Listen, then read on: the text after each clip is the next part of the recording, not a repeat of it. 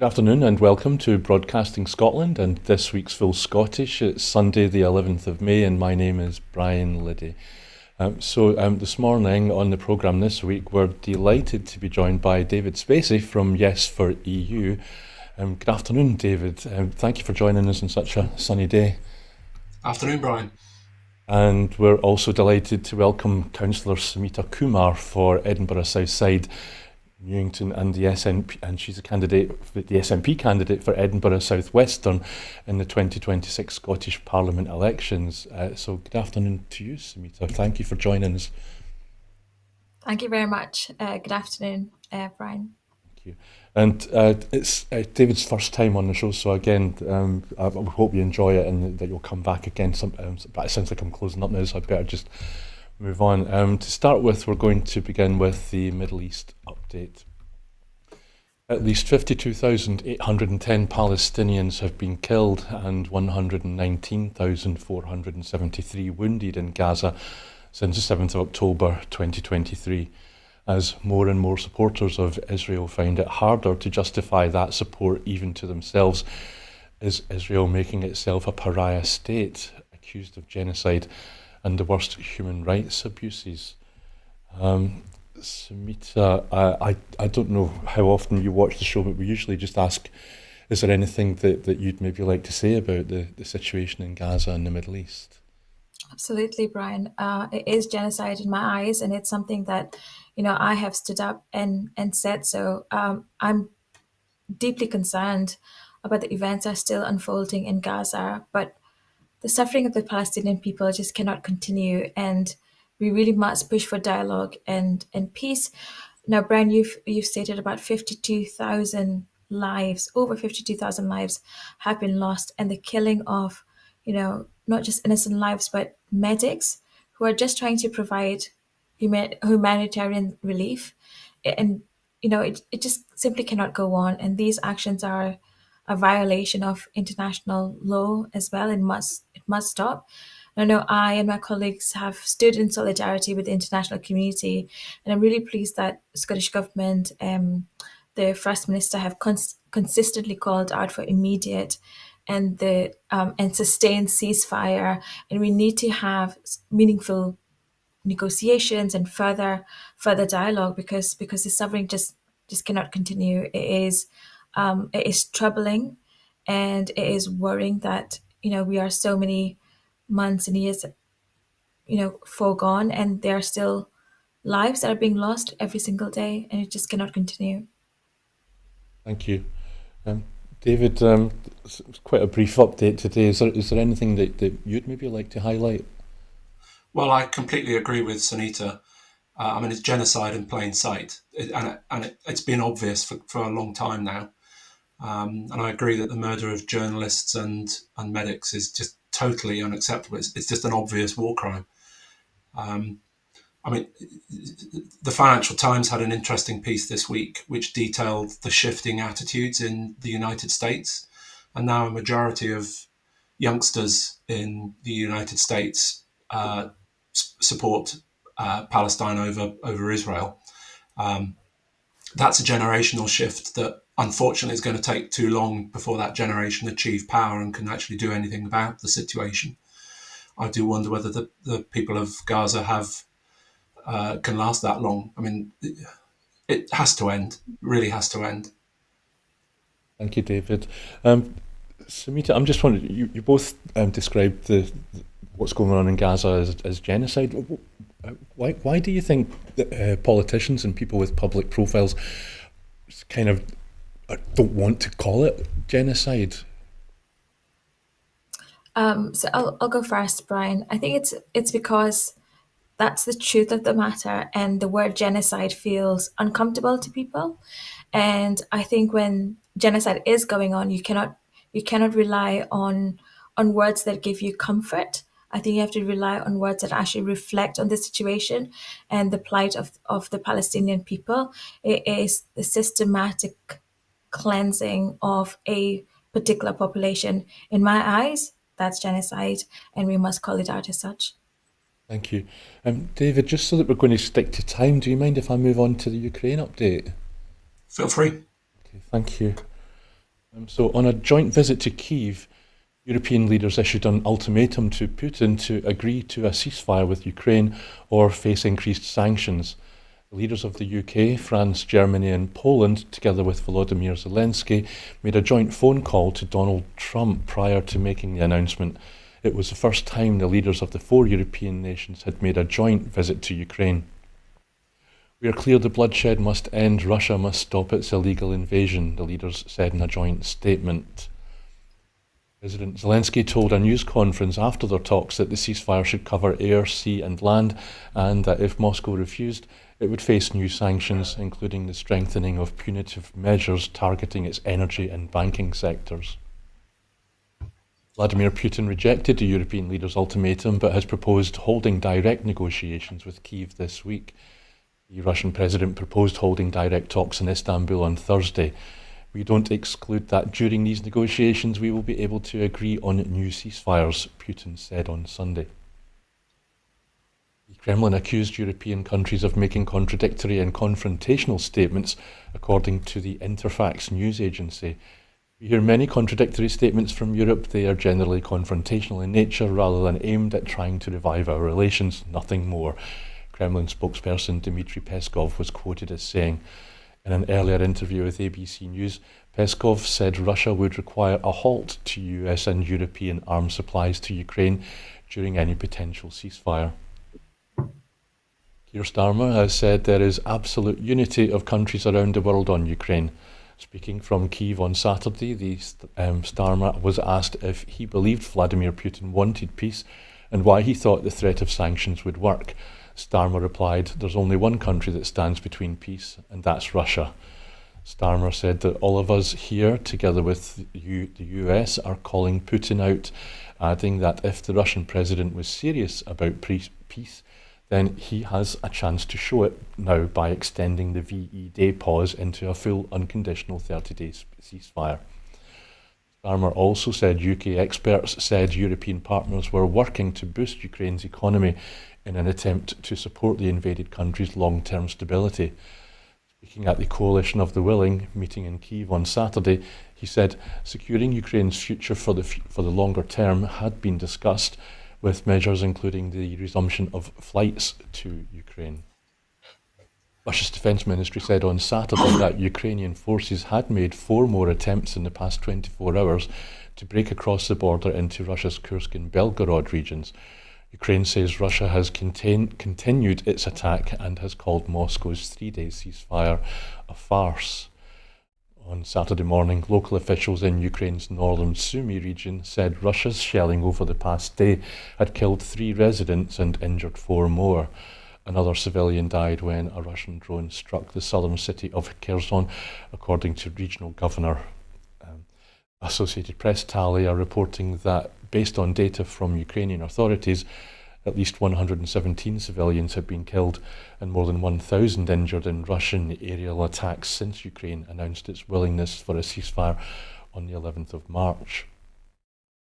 So, David, that was quite a lengthy update. Is there anything there that you'd perhaps like to highlight?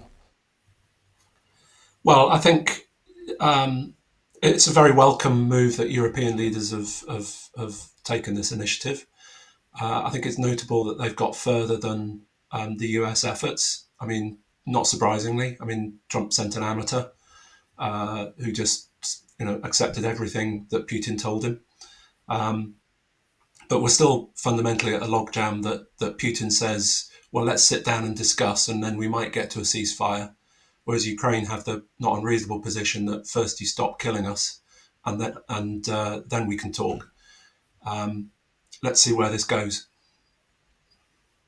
Thank you, David. Simita, is there anything that you'd like to highlight? No, just to very much identify with what David has said. I think, again, this is yet another war that just cannot continue. There's a loss of life.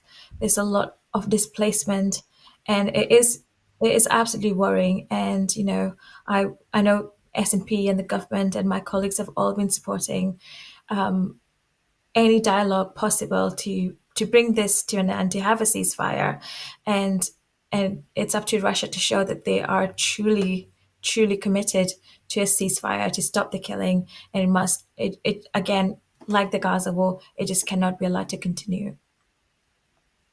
Thank you, Simita. The next item is India and Pakistan. After days of escalating clashes, India and Pakistan have agreed a ceasefire, but will it hold? Have they looked over the nuclear brink and glimpsed the horrors? How can the global community help resolve the Kashmir issue? Simita, I'll come to you first. I don't know if you have family or friends in that part of the world, but has common sense prevailed, do you think? Thank you, Brian. Unfortunately, no, I do not have family in India or Pakistan, but I am very closely linked with the Indian and Pakistani communities in Edinburgh. And as somebody who hails from South Pacific with a bit of Indian descent, it's I think it's weighing very heavily on both of the communities who are feeling the loss of innocent life. I know I was being told a story of a young couple who had gone to Kashmir, after their wedding as a honeymoon, and unfortunately, the wife has lost her husband days after getting married, and it's that strength of the strength of the tragedy that really impacts on me, actually. So there are absolutely no winners here, Brian. There are absolutely no winners from a further military escalation. It will only signal more loss of innocent lives. And I know that the First Minister has reached out to cross-party groups to really offer Scotland solidarity. And in terms of your last question, I think absolutely the global community has a role to play, as it does with other wars as well, just to really foster that good dialogue and that push for humanitarian protection. I know that talks are still ongoing, so I do not want to comment more on it. But there has to be, resolutions for lasting peace in Kashmir. It's a beautiful part of the world. I've never unfortunately had the pleasure of going to, but from movies and everything, I know it's an incredible part of the world. And this act of violence, the ongoing war, just again one of the things that cannot be allowed to continue. Thank you, Simita. David, I'm sure, like me, you've seen scrawled on walls the slogan "Free Kashmir," and the reason that Kashmir is a problem is because when Britain partitioned, yes, in India and Pakistan, and both India and Pakistan claim Kashmir as their own. Do you think there's been enough talk about Britain's role in causing this situation in the media? No, it's never mentioned. I mean, let's be honest. It's an embarrassment that we don't want to talk about. We don't want to remember. I take this quite personally, actually, because as a child, I was educated at a comprehensive school named after Lord Mountbatten, the Mountbatten School. He was our patron. He used to come to sports days, and of course, he was the last viceroy who oversaw this, what was a total shambles and an arbitrary line drawing. I mean, the loss of life was staggering, I think in Britain we want to forget it. That's the media never talk about our role. Absolutely. Thank you, David. Thank you, Sunita. The next item is VE Day and Europe Day. VE Day on the 8th and Europe Day on the 9th of May, both important days. VE Day marked the defeat of fascism and European unity. But are we at risk of losing what was won with the rise of far-right populism across Europe, and would Scotland be welcomed back into the European family? So that's two topics. I've rather jumbled them together. David, I think it's your turn to go first. What struck me with can we do VE Day first, Victory in Europe Day, which is the day that Hitler Germany, Nazi Germany, admitted defeat, and fascism was defeated in Europe. And when you looked at the celebrations earlier this week, it looked just more like a street party, lots of bunting, Union Jacks, of course, smiling members of royalty. It was. Do you think people, and of course, the end of the Second World War was a joyous occasion. It did have people out on the streets partying. But do you think maybe now we're kind of forgetting the lives lost and the costs, people losing loved ones? Well, I mean, I try not to. I mean, I spent the day thinking a great deal about my two grandfathers, both of whom served, both of whom wore uniform, and neither of whom I ever got to meet. They both died young, unfortunately. Not in the war, but afterwards. But I think, look, the outbreak of peace and cessation of hostilities is always something to be celebrated, including 80 years after the event. And I think it's right to thank those surviving veterans for their efforts. I was slightly disappointed when I made the mistake of turning on the BBC. It was wall to wall royal family wearing ridiculous uniforms that they mostly haven't earned, and I think that is a distraction. But to think about our relatives who served and think about those veterans, I think is the right thing to do. Thank you, David. Samita, did you notice that the coverage of VE Day was mostly jingoistic, bombastic nationalism rather than thinking about actually the defeat of fascism in Europe when it looks like we're facing fascism again? Yeah, absolutely, Brian. And like David, that is something that worried me actually. And you're right. The end of World War II has to be celebrated. So I tried not to really focus on some of the coverage. For me, it was actually quite deeply personal because we had a full council this week in City of Edinburgh Council, and at the start of the meeting, the Lord Provost, the entire council actually took a minute silence, and again at midday to observe that 2 minute silence. We've had a loss of colleague, and we focused on the loss of lives. One of the things that the Lord Provost had said was thinking about people who had lost their limbs, their lives, and their lasting impact of that. So when I think about VE Day, I try to, in some ways, protect myself and not always focus on a lot of the coverage, but instead think about the lives that were destroyed, the people who sacrificed their lives to actually win the war. Now I know we've just covered India and Kashmir, and just based on David's previous comment, I think sometimes we like to forget.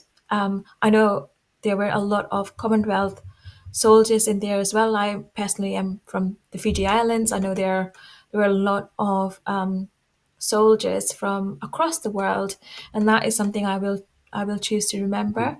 But Brian, you've also said, thinking about why we're celebrating VE Day, what had happened in the past, and I'm worried actually that we are not learning from the past and the history, because right now it's exactly as you've said. There is a real increase in far right populism, and that is concerning.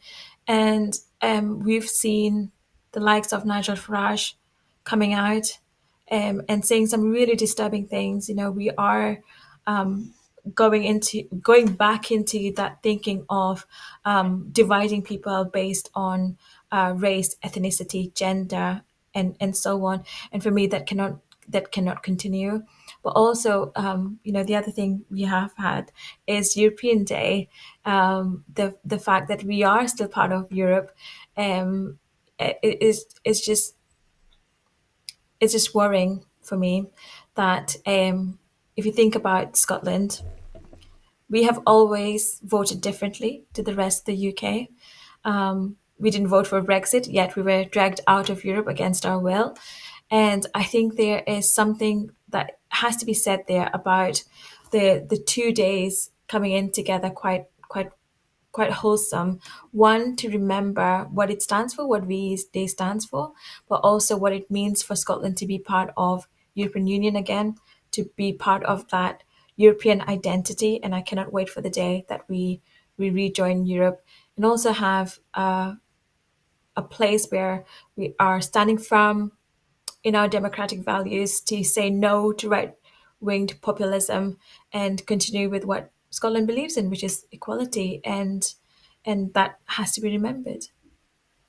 Thank you, Simita. And that linking of the two together brings us perfectly on to Europe Day, which was on Friday, the 9th of May. This year is the 75th anniversary of the Schuman Declaration, which proposed the creation of a European coal and steel community, the ECSC, which was basically the start of what is we now call the EU. David, I know that this is your area of specialty. Could you maybe say a bit more about that? Yes, gladly. So Schuman, who at the time was foreign minister for France, had the attitude that never again can Europe afford to have this sort of war and conflict ravage its populations, and so did a deal with I think there were 6 founding members to basically pool the industries of warfare, coal and steel, basically to make it impossible to manufacture armaments to use against each other without collaboration. So fundamentally, it was a peace project, and I believe I'm right in saying that that since the formation of the coal and steel community, all the way up to now, where we are with the European Union, is the longest period of time that Europe has gone in recorded history without conflict. And that's why one of the reasons why it's so concerning that there's a war in a bordering nation of Ukraine. So in Yes for EU, we wanted to do something a bit special this year because it was the 75th anniversary. So we've had a collaborative project with Europe for Scotland. Europe for Scotland are a group of European citizens who express solidarity with Scotland's desire to be independent. And we went to Brussels a few weeks ago with Alan Smith and Heather Anderson, both of whom are ex-Scottish MEPs, members of the European Parliament, until they were forced to leave by Brexit. Alan, of course, being famous for his passionate Leave a Light On for Scotland speech, which still resonates over there. People still remember it. And we went and had meetings with quite a number of MEPs, sitting MEPs from several nations, Spain, France, Germany, Austria, to name a few. And we recorded supportive voices for Scotland. And we've released a short series of videos, which are available on Yes for EU's YouTube channel. And then on the 9th of May itself, on Friday, we held an event in Edinburgh with Heather and Alan supporting, where we shared to a capacity audience those videos and messages, and had panel discussions and Q&A and so on. And that's a project we hope to roll into future years as well, because we really need to nail that Europe wants Scotland back. If you take the time to watch some of those videos on our YouTube channel, you'll get that message very, very strongly. Europe sees Scotland as a natural member of the European Union. That's great. Thank you, David. And when you were in Brussels as part of the delegation and meeting MSPs, did you get a sense that the European Union would break convention at some point, maybe, and make an official public statement that if an independent Scotland would be fast-tracked back into the EU? Oh, I doubt they do anything quite that aggressive. However, I'd make the observation, Brian, that if you read Stephen Gethin's Nation to Nation book, he describes how Cameron took great care and invested substantial effort in 2014 to have Europe express sceptical noises about Scottish independence. People, European countries didn't. I'm not aware anybody really spoke actively against, but there were sceptical noises, shall we say. There was this kind of wallpaper effect that it would be difficult. And I think what's important now is that our parliamentarians, present and future, invest that same effort with our European neighbours to make sure that next time, when we get a chance to make a decision, there are supportive voices coming from Europe. And that's exactly what we're trying to do with this project. Okay. Well, good luck with that project. We wish you well. Thank you. Moving on. So elected by conclave on Thursday, Pope Leo XIV gave his first papal address on Friday. He spoke in Italian and Spanish, which some have said is evidence that this papacy will not be Eurocentric. Leo hinted that his priorities as head of the Catholic Church will include peace. He used the word 10 times in his first papal address, climate change and technology. Simita, I don't know if you got a chance to catch his address. I'm just wondering, do you think what do you think the new Pope is going to be like? Is he going to use his soft power, for example, which is immense? There's 1.5 billion Catholics in the globe, something like 20% of the global population. Is he going to use his soft power to stop conflict in places like India and Pakistan and Kashmir? Yeah, thank you very much, Brian. So I am one of the 1.5 billion Catholic around the world, and I've been following the conclave quite closely, and it's something that I know it's important for me. It's important for my fellow Catholics in the communities, and I am really really pleased and encouraged that that one of the things that kept coming out, I think you said that the word peace was mentioned about 16 times. And I think that's excellent because that's exactly what we need right now is that peace. We've mentioned one too many wars this morning, and I wish we were in a situation where we weren't talking about this many wars, but that's a reality of the world today. So I think the call for peace is wonderful. The Pope Leo also mentioned about climate change, about climate action, and you've said technology. I think that plays a real strong part in using his soft powers, as you've said, to influence what happens globally, and that's one that hopefully will have an impact. For me, I paid a tribute to Pope Francis in my speech to full council just a few days ago, because one of the things that we've, I suppose, not addressed fully is that Pope Francis was unwavering in his support for LGBTQ people, and that making sure that the church remains an inclusive space. So I know that a lot of people will be wondering, what is Pope Leo's stance in that? So hopefully that becomes clearer, and I hope we can take a little bit of strength and direction from Pope Francis. But I'm excited. I am delighted that we have a new pope, and I'll be following his journey going forward. And I do hope that Pope Leo is able to use his influences both as a Peruvian and as an American, as well as a European in some ways, to make sure that we are talking about issues that impact not just Catholics but everyone across the globe. Thank you, Simita. David, it's early days, and we don't know a lot about Pope Leo yet. People seem to think that he was fairly progressive, a moderate, I suppose. We know he's not a fan of J.D. Vance, who has converted to Catholicism recently.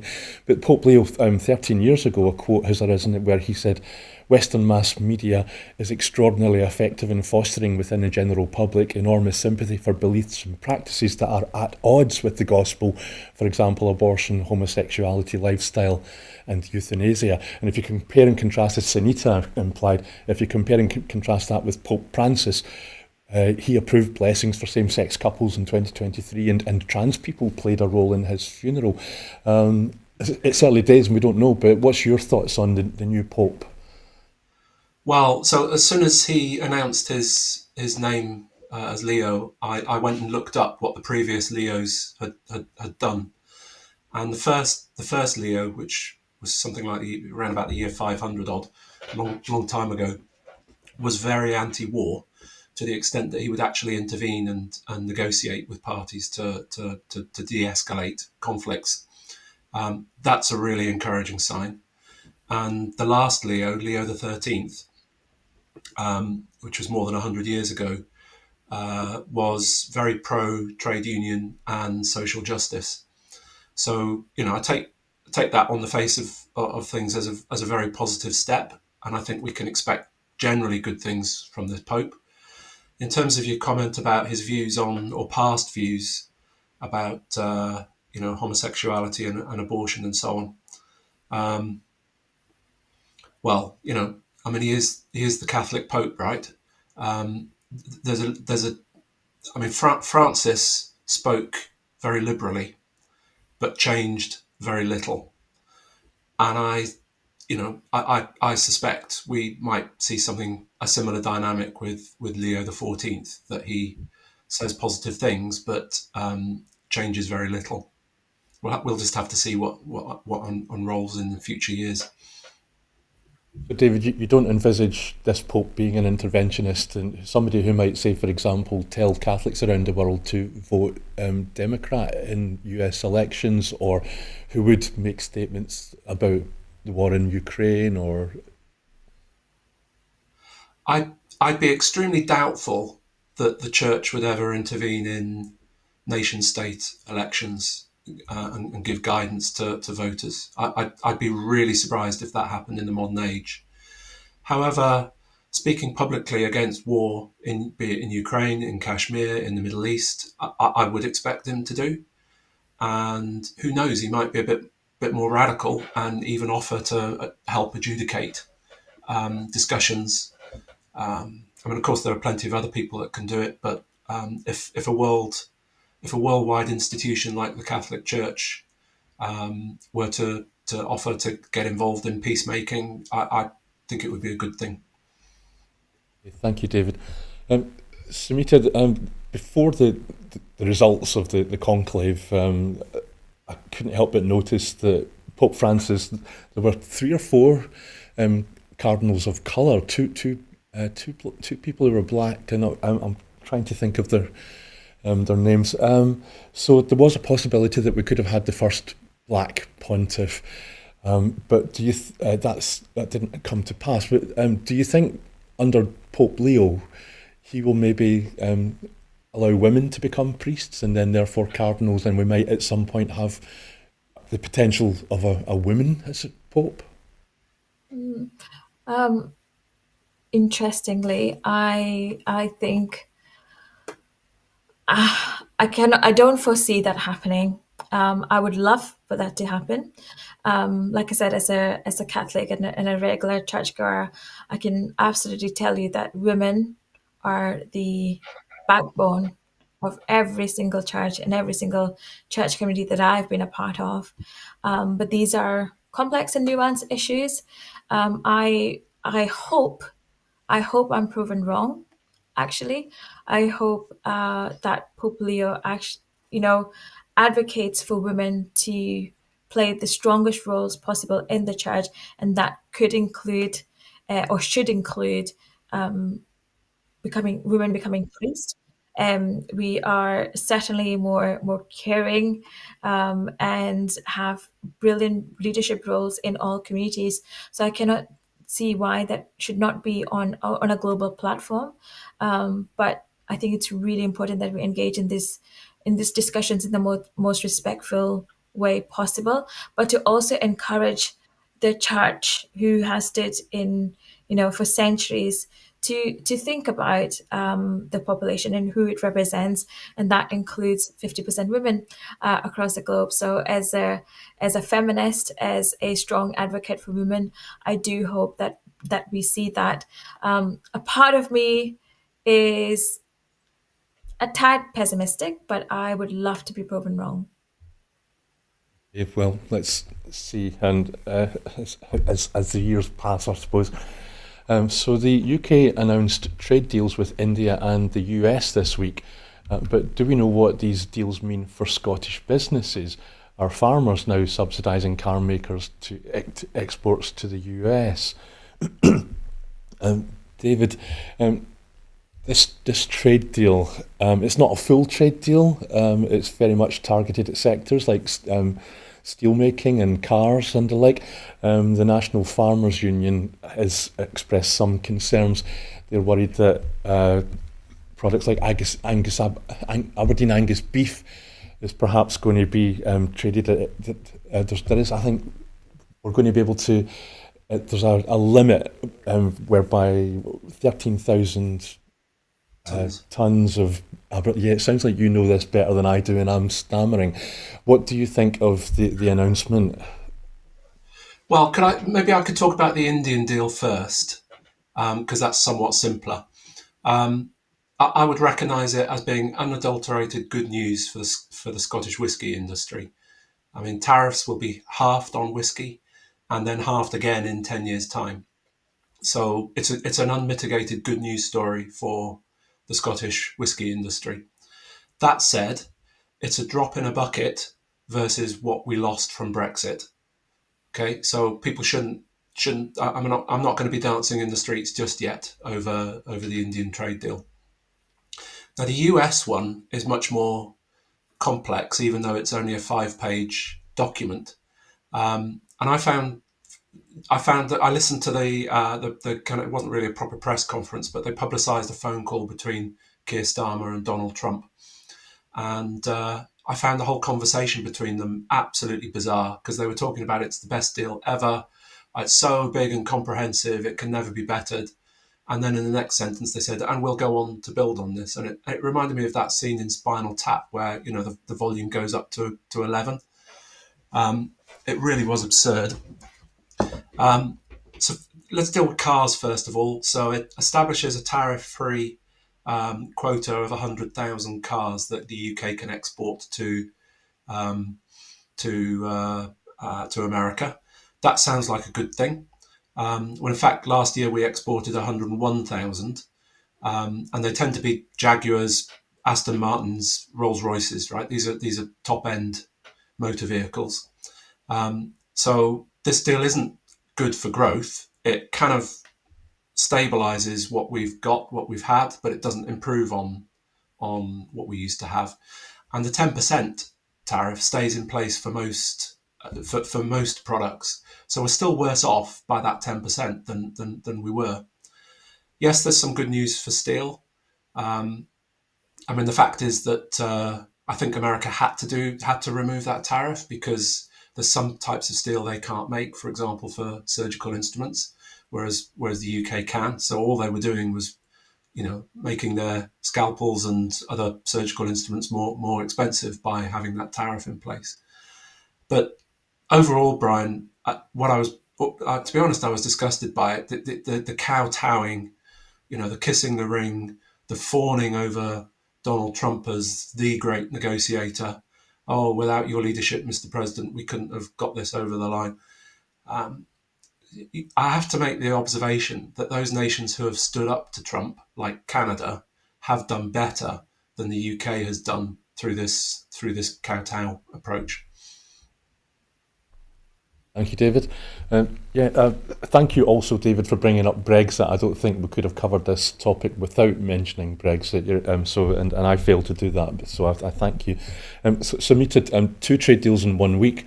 It looks like Keir Starmer, even though he kept on, like you, David, I couldn't help but notice the way that Starmer kept on calling the president Donald, as if they were best buddies. So two trade deals in 1 week. So Starmer's achieved 2 things that the previous Tory governments wanted but failed to do. What does the Scottish government say about these? Have you any ideas, Sunita, your colleagues in the SNP in Edinburgh? Yeah, Brian, I think that the devil will be in the detail. And for me, we absolutely have to champion Scotland's world-class products. That goes without saying. We have fantastic sectors in the moment in Scotland around agriculture and food, and that goes on. And David mentioned, of course, whiskey. For me, it's also the lack of clarity. I actually didn't know the full details of this, and I think that is yet to come out. I do not know if Keir Starmer has the best interest of Scottish farmers, for example, at the heart of all of this. I would love to see more details in terms of the impact it would have on say Scottish farmers. So I think there's a lot yet to be known. For me, it'll just to be really, really strong, that to make sure that Scotland's interests are properly represented and protected. I hope that, and I know that the First Minister and other colleagues will be doing that. But for me, again, the devil will be in the details. And right now, I do not see enough of them. Samita, I believe that there doesn't have to be a vote in Westminster on this trade deal. Starmer, because he's got a huge majority, he could just say, "Look, this is it. We're going to do it." But do you think there should be a vote, or have you heard that there is going to be a vote? Perhaps any gossip or rumours? Sorry, I'm not privy to a lot of gossip or rumors at the moment, so I do not know. But there should be a vote. There are Labour MPs in Westminster, as well as SNP ones. And why should this not be discussed? This will impact on. Say that again. Sorry. Um, th- Um, Carry on, sorry. Samita. Over to you, Samita. It's all yours. Oh, okay. Yes, sorry. So, Westminster has both a Labour government with Labour MPs and SNP MPs. So I don't think we should actually take the back seat and just accept everything that's been thrown at us. I think it needs a proper discussion, a proper debate, and we should be able to, have our voices heard to really understand what it means for Scotland. And yeah, as I said, to make sure that Scotland's interests are properly represented, but also protected. So, for example, the US standards for food and agriculture products are often very different to what we are used to, as part of the benefits and the protections we had under. As part of Europe.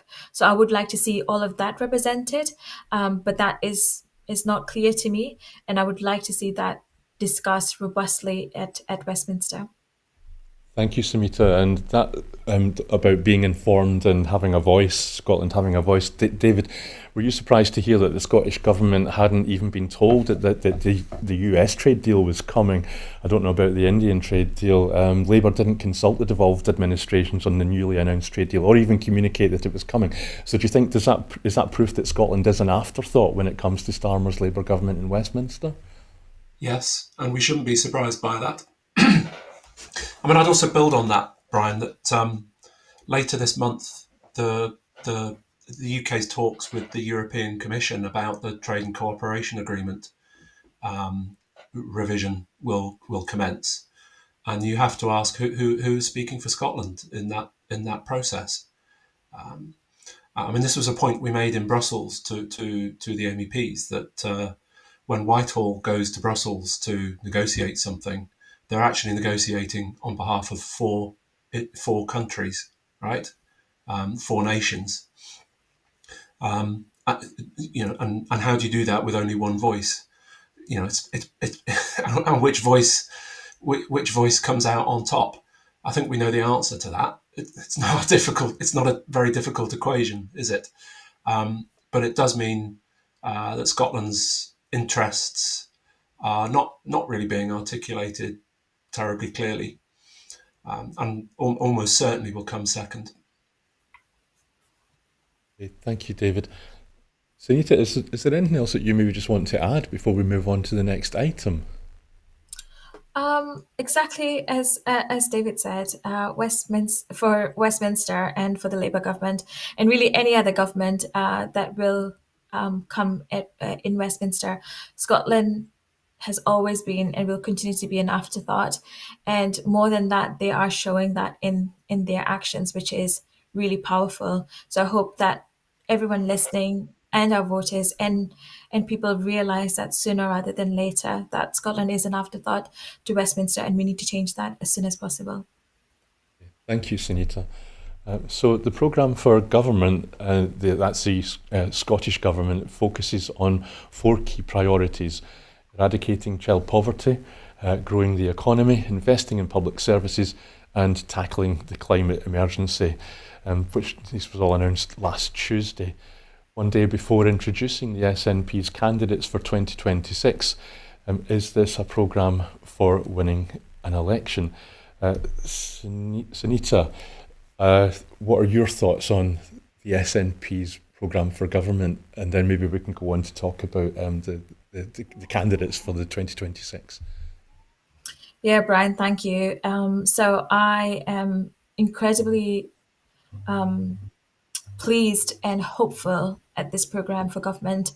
We are talking about improving healthcare. As somebody who's worked in NHS for over 15 years, it's one that I was really encouraged by. The First Minister is talking about tackling the cost of living crisis, which is ongoing and will continue to be a primary concern for a lot of constituents that I see and for other people. So we must absolutely do that. We've talked about the economy quite a lot, even in this program, and we need to grow that. And Scotland has its own place in the world, and I would love to see, how we actually grow the economy and make sure that our voices are paramount. But more than anything, for me, it was eradicating child poverty. In a society like Scotland or as part of the UK, we in 2025 are still talking about child poverty, which should not be the case, but it is the case. And I have the discussion time and time again with my constituents and colleagues as well. And it is really disturbing that we have families who are struggling. Now, Scotland has always had a really good policy in terms of, we have the best child payment anywhere across Scotland. We said that we would scrap two child benefit cap, for example. So we are doing all the things that our voters, our constituents are concerned about, and I'm excited that the program of government, absolutely signals to that. But also, we should not forget, and I think at some point we become, I don't know, complacent or get used to the fact that we still have free prescriptions, free tuition. We've got free transport for under 22s and over 60s. And now we've also announced scrapping of peak rail fares. And that is exciting. That should be celebrated. And we cannot forget that in the noise of other things that are going on. I think we should also be celebrating some of the sustained benefits to everyone under an SNP Scottish Government. Thank you, Sunita. So, David, the four priorities of the Scottish Government, child poverty, the economy, public service investment and climate emergency. Do you think that's the right combination, or would you change the Scottish Government's programme for government anyway, either add something or take something away? Well, I think in terms of how you run a devolved government, I think I welcome the programme. I think it's the right things to be talking about. I might have preferred that they also added something about education and the looming crisis that's happening in our universities. But broadly speaking, I would welcome it. But for me, as a yes activist, what was really missing was I found the independence piece quite low key. I mean, I do absolutely buy the First Minister's statement that independence is only possible when the SNP do really, really well. I mean, I accept that. Personally, I would have preferred a little bit more talk about a strategy, a way forward on that point. Thank you, David. Sunita, what do you say to David? Do you think there should be independence should have a higher profile within the programme for government? So I think it should have a higher profile as well, but we need to also talk about cost of living crisis. So what I'm only reflecting this based on some of the discussions I have had with constituents. Now, I have confidence that the First Minister, and whenever we do publish our manifesto, independence will feature very, very strongly, because for me, that is the reason I joined politics. That is the reason why I am part of SNP, is to actually see a Scotland which is independent, a Scotland that is stronger and fairer and more resilient. And we won't achieve any of that until we are independent. So for me, independence has always been the key focus, the central focus. And I do hope that the the First Minister in setting out not just, how do we go forward with the programme for government, but also the manifesto and building a pro-independence majority in Scottish Government, in Scottish Parliament, is really, really crucial. So I have confidence that that will, again, come more to the fore. Like David, I would have liked to seen it more prominent, but equally, I think the program for government as it stands is important. It's crucial. It's addressing what Scotland, what are some of the key issues facing Scotland today. And I'm also mindful that we need to get all of this right. But it's a bit of a double-edged sword, and we need to get these things right to get independence, but also we need independence to get all of these things right. So it's a bit of a double-edged sword. We need to get both right, and we need to progress both of these things hand in hand for me. So the SNP Scottish Government has to get its ducks lined up in a row, I think is the expression, which could maybe bring us on to the announcement of the SNP's MSP candidates for Holyrood 2026. What do you think of that, of the new lineup? People coming up from Westminster, like Stephen Flynn. Sorry,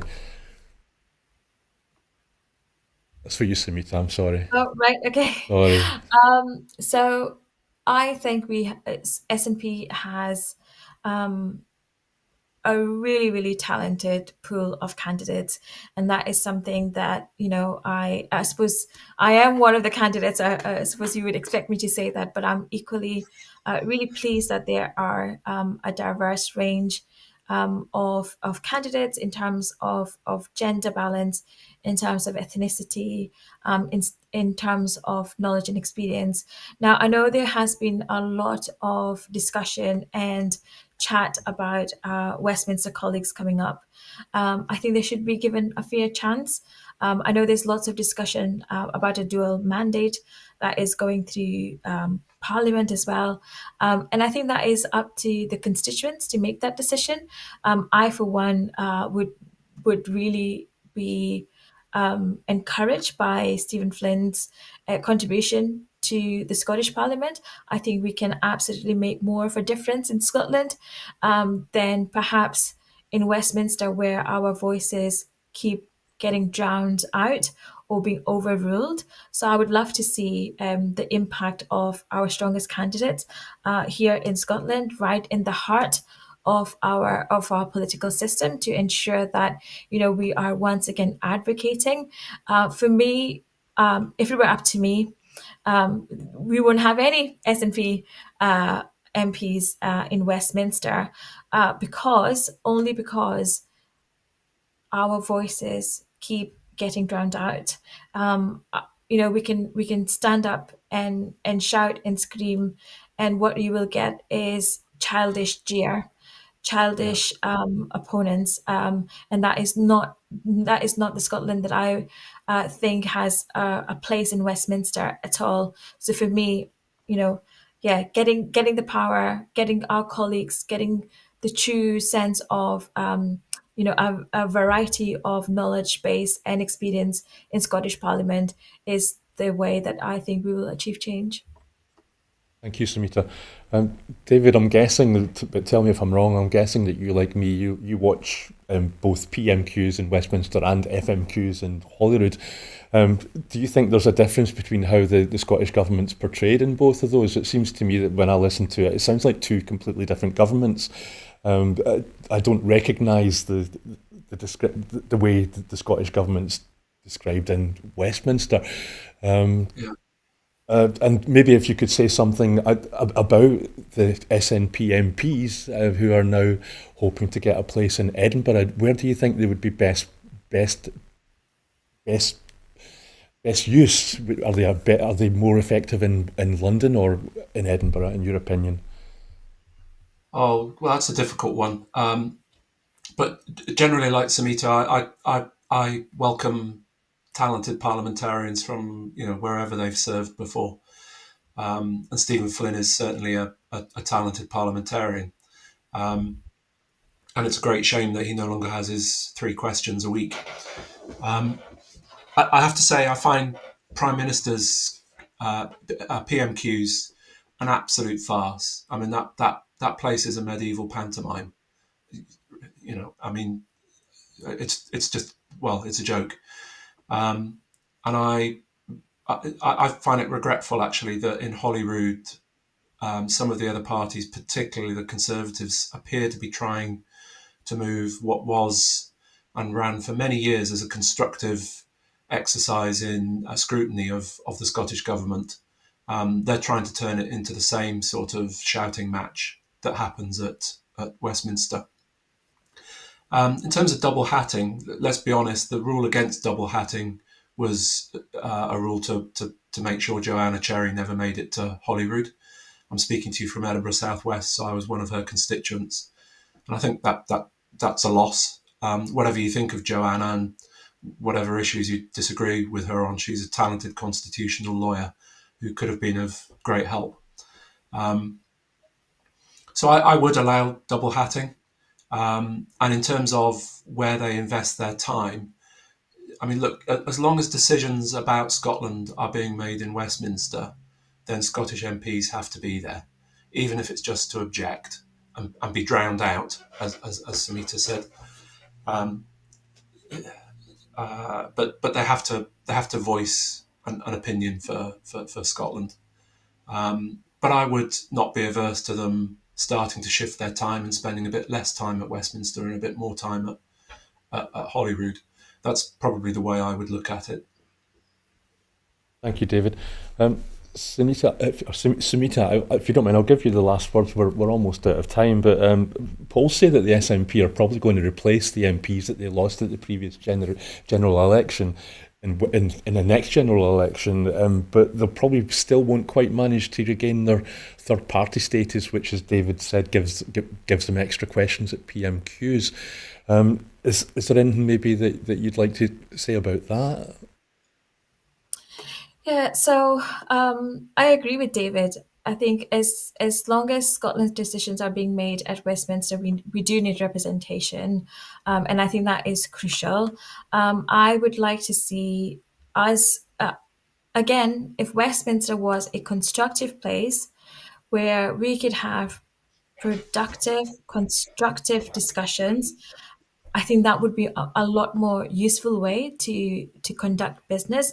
But one of your comments, Brian, was the First Minister's questions and the Prime Minister's questions seem like it is like so two different governments performing, and that's correct. That's exactly what it is. It is two different governments in terms of their values. And I represent, I'm the leader of opposition in City Federal Council, and I would like to do things constructively.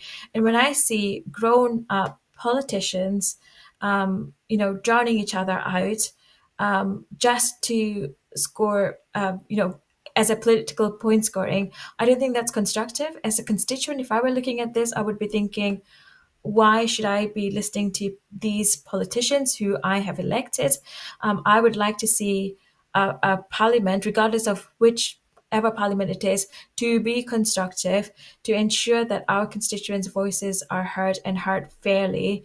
And for me, that's the thing that I will be advocating for and promoting for as a candidate, but as somebody who has a voice in the SNP.